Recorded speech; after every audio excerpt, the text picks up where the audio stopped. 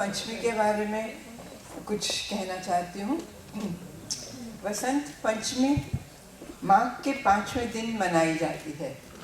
इस दिन माँ सरस्वती का प्रादुर्भाव हुआ। सरस्वती, जिन्हें शारदा माँ भी कहते हैं, विद्या और ज्ञान की देवी हैं। माँ सरस्वती को वीणा वादिनी भी कहते हैं। यदि आप उनकी फोटो या मूर्ति देखें तो उनके हाथ में आपको वीणा दिखाई देगी। महाकवि निराला की एक बहुत सुंदर कविता है, वीणा वादिनी वरदे।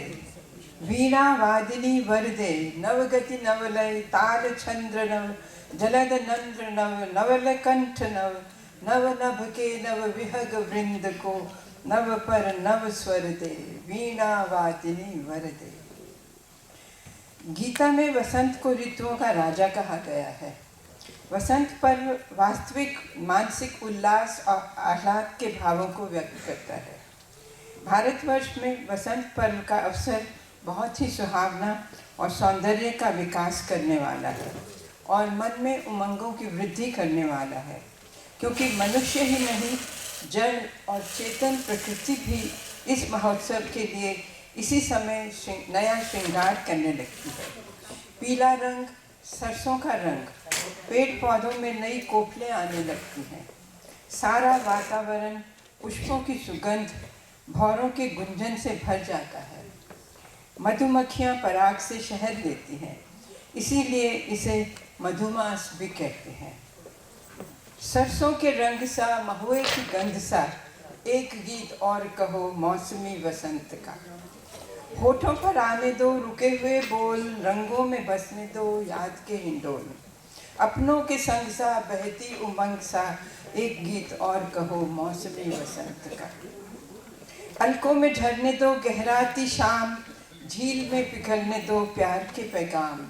तितली के संग सा, उड़ता पतंग सा, एक गीत और कहो मौसमी वसंत का।